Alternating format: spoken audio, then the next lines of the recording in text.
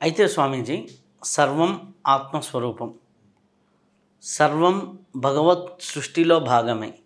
ఆయన ఆడించే మాయలోనే, ఆయన సంకల్పంతోనే, శివ సంకల్పంతోనే సృష్టి అంతా జరుగుతుంది. ఇది ఒక కోణం. రెండో కోణం, మనిషి తన కర్మను తాను అనుభవిస్తాడు. రెండో పక్క 3వ అధ్యాయం భగవద్గీతలో చూసుకున్నప్పుడు కర్మఫల త్యాగం గురించి చెప్తారు. కర్మణ్యేవ అధికారస్తే మహాఫలేషు కదాచన అంటాడు. కర్మ చేయి, కర్మ ఫలితాన్ని నాకు వదిలే అంటాడు.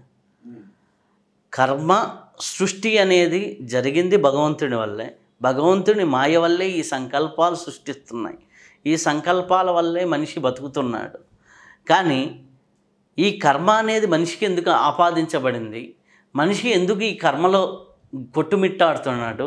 కర్మ వలయమని, కర్మ చక్రమని తిరుగుతూ ఉన్నాడు.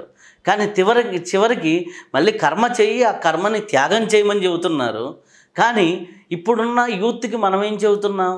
సంకల్పాలు పెట్టుకో, విజన్ పెట్టుకో, లక్ష్యాలు పెట్టుకో, కర్మ మీద నీకు ఒక విజన్ ఉండాలి అని మళ్ళీ కర్మ గురించే బోధిస్తున్నాం.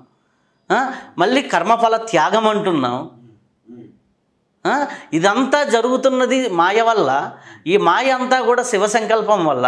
శివ సంకల్పం వల్ల వచ్చినప్పుడు ఈ కర్మ, ఈ మాయ, ఈ మనస్సు ఆడే ఆటల్లో ఈ కర్మలో మనిషి ఎందుకు కొట్టుమిట్టాడాలి? ఈ కర్మచక్రంలో మనిషి ఎందుకు చిక్కుకోవాలి? ఈ కర్మచక్రంలో ఒకడు ఉన్నతుడుగా, ఒకడు లోగా, ఒకడు ధనికుడుగా, ఒకడు పేదవాడిగా, ఒకడు ఉద్యోగం వస్తూ, ఒకడు ఉద్యోగం లేకుండా, ఒకడు పండితుడిగా, ఒకడు పామరుడుగా, ఇన్ని రకాల గోళలు ఏంటి స్వామి? అసలుకి ఈ కర్మ అనేదానికి అసలు ఏంటి ఆ శాంటిటీ? కర్మ చేయిస్తే కర్మ ఫలితం ఉంటుందంటారు. కర్మ ఫలితాన్ని అనుభవించాలంటారు. నువ్వు కర్మ చెయ్యి, కర్మ ఫలితాన్ని నాకు ఒప్పచెప్పు అంటాడు మళ్ళీ అదే భగవంతుడు. ఏం చెయ్యాలి? అసలు కర్మ చెయ్యాలా? నేను సంకల్పించాలా? సంకల్పించకుండా ఉండాలా? జీవితంలో ఏ ఆలోచన చెయ్యాలా? చేయకుండా ఉండాలా? అసలుకి ఏం చెయ్యాలి?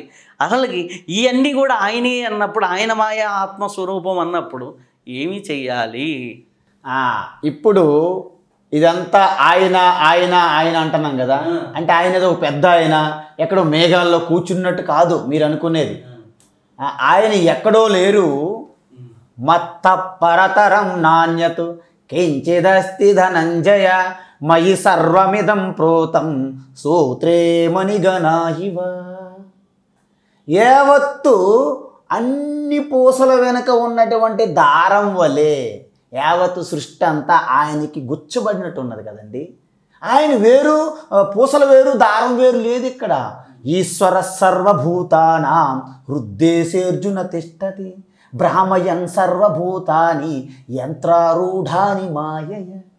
అంటే అర్థం ఏంటంటే, మీరు ఏదైతే కర్మ గురించి ఇంత భయంకరంగా వ్యాఖ్యానం మీరు చేశారో అర్జునుడి వలె, అర్జునుడు ప్రథమాధ్యాయం అంతా ఆయన ప్రవచనమే. భగవాన్ శ్రీకృష్ణ అలాగ విన్నారు. మొత్తం అర్జునుడి ప్రవచనం తెలుసు కదా మీకు. దాన్ని విషాద యోగం అన్నారు, అర్జున విషాద యోగం. అలాగే మీ ప్రవచనం నేను వింటే నాకు అర్జునుడు గుర్తుకొచ్చారు. ఇక్కడ కర్మ అంటే ఒక విషయం మీకు తెలియాలి. భగవద్గీతలో చెప్పారు కర్మ అంటే ఏంటి అడిగారు అర్జున. అప్పుడు భగవాన్ ఏమన్నారంటే, భూత భావోద్భవకర విసర్గ కర్మ సంగీతం అని చెప్పారు. 8వ అధ్యాయంలో వస్తుంది. అయితే కర్మ ఆ కాంటెక్స్ట్ బట్టి దాని యొక్క అర్థం మారుతుంది.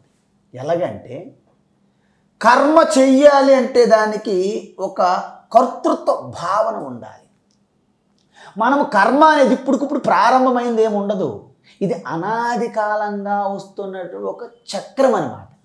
అందుకే దేహో దేవాలయ ప్రోక్తం జీవో దేవ సనాతన త్యజేత్ అజ్ఞాన నిర్మాల్యం సోహం భావేన పూజయేత్ అంటాం మనం. అంటే ఈ జీవా దేవ అని ఉన్నారు కదండి, జీవాత్మ పరమాత్మని, ఇది అనాది కాలం. అంటే జీవాత్మ ఎప్పుడవుతారు? ఆ శుద్ధ చైతన్య పరమాత్మ స్వరూపతత్వాన్ని మరిచిపోయినప్పుడు, భ్రమలో నేను జీవాత్మ అని అనుకుంటాను అంతే. ఆ భ్రమపోతే ఏమవుతుంది? జీవో బ్రహ్మైవ నా అపరహ. అప్పుడు ఈ కర్మ అనాది కాలంగా కర్మలు చేయడం జరిగినది. ఫస్ట్కి ఎవరి కర్మ? ఫస్ట్ జీవి ఏంటి? అలా ఉండదు. ఇది అనాది. అనాదిలో ఈ కర్మలు అలాగా ఒక ప్రోగులా ఉన్నాయి, వాటిని సంచిత కర్మ అంటారు. ఈ సంచిత కర్మ నుండి తొందరగా ప్రాక్టిఫికేషన్ అవ్వాల్సిన కొన్ని కర్మలు ఉంటాయి కదండి. అంటే తీవ్రమైనటువంటి కోరికలతో కర్మలు ఉంటాయి, సంస్కార వాసనలు. అవి ఒక శరీరాన్ని పొందుతాయి. దాన్ని ప్రారబ్ధ కర్మ అంటారు. సో ప్రారబ్ధ కర్మ ఎలా ఉంటుంది? మిక్సర్ ఆఫ్ పుణ్య పాప. సో పుణ్యపాప పూర్తిగా అది నాశనం అవ్వాలి శరీరం అంటే ఈ పుణ్యపాపాలు అనుభవించి తీరాల్సిందే. ఓకేనండి. అజ్ఞానం వల్ల నువ్వు మళ్ళీ ఈ జీవాత్మగా శరీరాన్ని పొందావు. అయితే అప్పుడు ఏం జరుగుతుంది?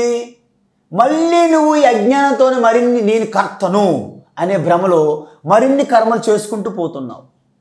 అవి ఆ కర్మల ద్వారా వచ్చినటువంటి ఆ ఫలం ఉన్నది కదండి, అది ఆగామి కర్మ వలె, ఆగామి కర్మ పేరుతో సంచిత కర్మకి యాడ్ అవుతాయి. అంటే నువ్వు కర్తృత్వ భావన అజ్ఞానం వలన, ఏంటి అజ్ఞానము? నేను పరమాత్మ స్వరూపాన్ని అనే జ్ఞానం మర్చిపోయావు.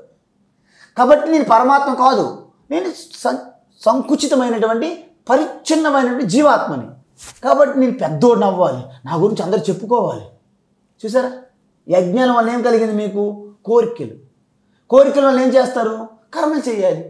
అందువలన నేను కర్తను, నేనే భోక్తను, నేనే యజమానిని అనే భావనతో మీరు చేసే కర్మల వలన మళ్ళీ ఆగామి కర్మలు, ఆ సంస్కార వాసనలు ఉంటాయి సూక్ష్మంగా, అవి వెళ్ళి సంచిత కర్మకి యాడ్ అవుతుంటాయి. ఈ ప్రారంభం అయిపోయింది, శరీరం పడిపోయింది, మళ్ళీ ఈ ఆగామి కర్మ యాడ్ అయింది కదండి, మళ్ళీ శరీరం పొందుతావు. దీన్ని పునరపి జననం పునరపి మరణం, ఇది సైకిల్ అన్నమాట.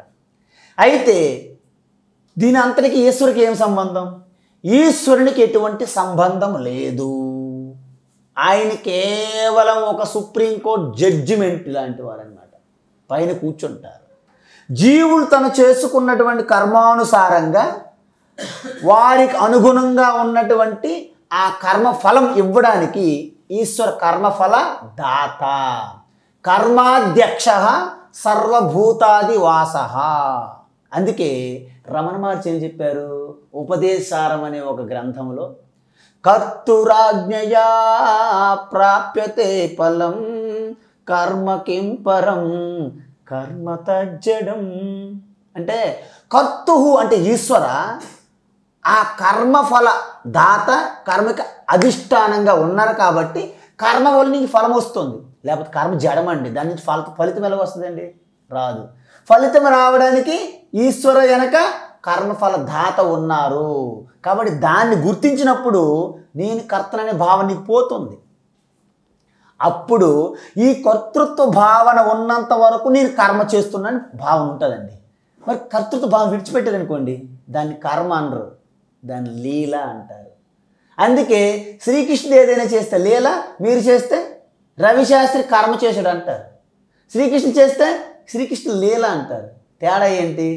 శ్రీకృష్ణుడు ఏది చేసినా నేను చేస్తున్నాను అనే కర్తృత్వ భావం లేదు ఆయనకి. మీరు కూడా అలా చేయగలరా? అప్పుడు మీది కూడా లీల అవుతుంది అన్నమాట. అప్పుడు ఏమవుతుంది? ఆ లీలలు చేయడం వల్ల మీకు కర్మఫలం మరి రాదనమాట. ఎందుకు? నీ కర్తవ్యం కాదు కాబట్టి. అప్పుడు ఏమవుతుంది? ఈశ్వర కర్త అయిపోతాడు. అంటే నీవు వ్యక్తిగతంగా నీవు లేవు, అంటే ఈశ్వరుతో కలిసిపోయావు.